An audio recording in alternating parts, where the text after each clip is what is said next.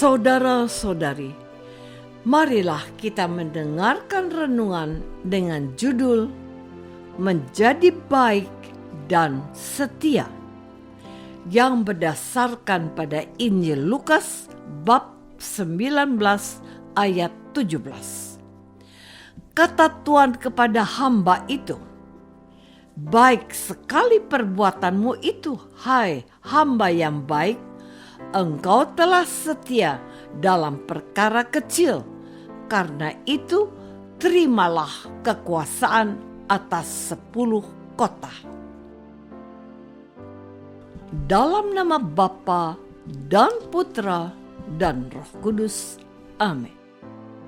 Saudara-saudari terkasih dalam nama Tuhan Yesus Kristus, setiap manusia diberikan tanggung jawab oleh Tuhan.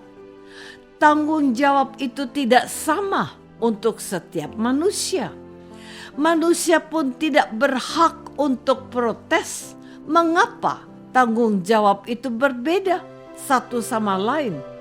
Dan untuk menggambarkan tanggung jawab tersebut, Yesus menceritakan sebuah perumpamaan tentang uang mina.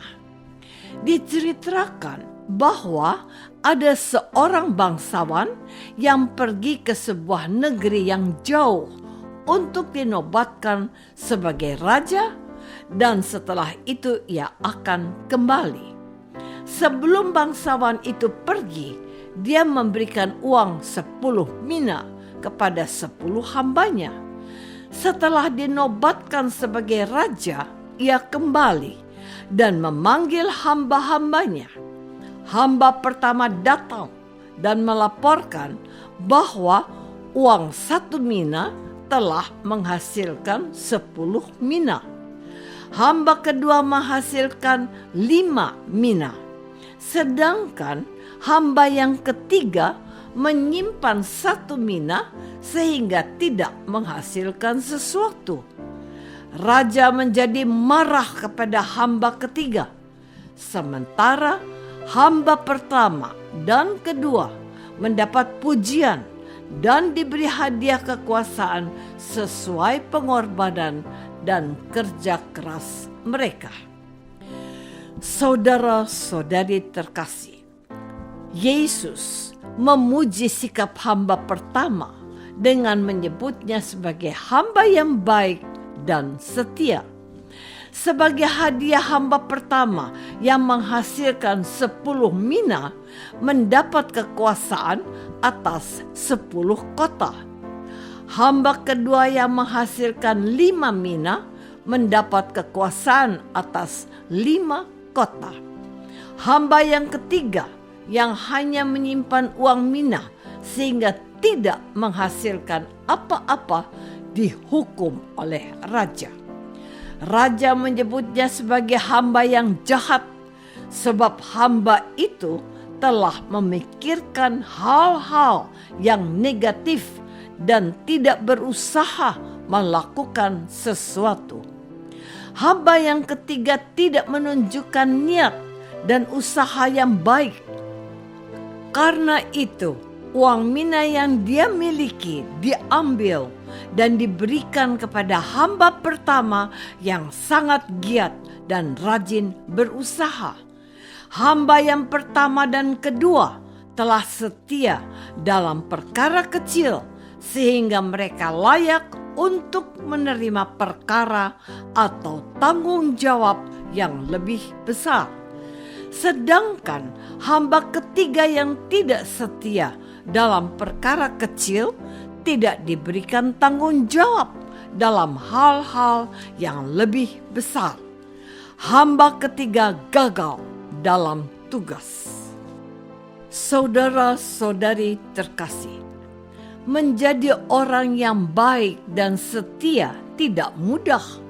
Di dunia ini banyak sekali orang yang pandai atau pintar, tetapi sedikit yang baik dan setia. Banyak orang gagal untuk setia. Mengapa demikian? Untuk menjadi orang yang setia dibutuhkan pengorbanan. Perceraian dengan mudah terjadi di mana-mana sebab orang tidak tahan disakiti dan dilukai. Mereka tidak mau mengorbankan harga diri, gengsi, dan kemarahan sesaat. Sekarang ini manusia termasuk umat Kristiani dengan mudah mengingkari janji atau sumpah. Meskipun sumpah itu dilakukan di hadapan Tuhan dan disaksikan oleh banyak orang termasuk anggota keluarga, banyak orang Katolik dan Kristen yang tidak setia dengan imannya. Mereka tidak mau berkorban untuk hidup miskin dan sederhana, sehingga menempuh jalan singkat menjadi orang kaya dengan cara korupsi. Ada juga umat Kristiani yang tidak mengembangkan diri dan menjalankan tanggung jawabnya dengan baik dan setia. Mereka langsung ingin menjadi orang besar dan terhormat. Padahal menjadi orang besar dan terhormat dimulai dengan menjadi orang yang kecil, hidup sederhana dan pantang menyerah. Jabatan yang tinggi dan besar pun dimulai dari jabatan paling rendah. Saudara-saudari terkasih, kita pernah mendengar cerita orang sukses yang mulai dari hal-hal kecil. Salah satunya adalah Pak Domi, nama samaran. Pak Domi hanya tamatan SMA. Karena tidak punya biaya untuk kuliah, dia langsung mencari pekerjaan sehingga bisa segera mendapatkan uang. Maklum, orang tua Pak Domi bukan orang kaya. Pak Domi bekerja di sebuah perusahaan yang besar. Awalnya, Pak Domi mendapat tugas di bagian kebersihan. Sehari-hari Pak Domi bekerja menyapu dan mengepel seluruh ruangan bersama 3 orang temannya. Walaupun hanya bekerja sebagai tukang bersih, Pak Domi menjalankan tugasnya dengan baik. Pekerjaan Pak Domi yang rapi dan bersih mendapat perhatian dari bosnya. 5 tahun berselang, Pak Domi diangkat sebagai pengawas kebersihan. Pekerjaan Pak Domi ini terus dipantau oleh pimpinannya. Sampai suatu saat Pak Domi disuruh kuliah oleh bosnya. Setelah kuliah, Pak Domi diangkat sebagai wakil pimpinan. Namun Pak Domi tidak menjadi sombong. Pak Domi tetap kerja dengan baik dan setia. Apakah aku selalu berusaha menjadi orang yang baik dan setia, atau sebaliknya menjadi orang yang malas? Marilah kita berdoa. Tuhan Yesus Kristus, Engkau telah memberikan tanggung jawab pada kami, mulai dari hal-hal yang kecil.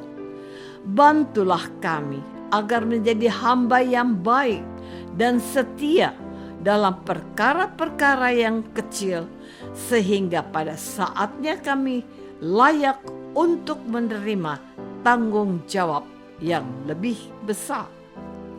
Doa ini kami persembahkan dalam nama Yesus, Tuhan dan pengantara kami.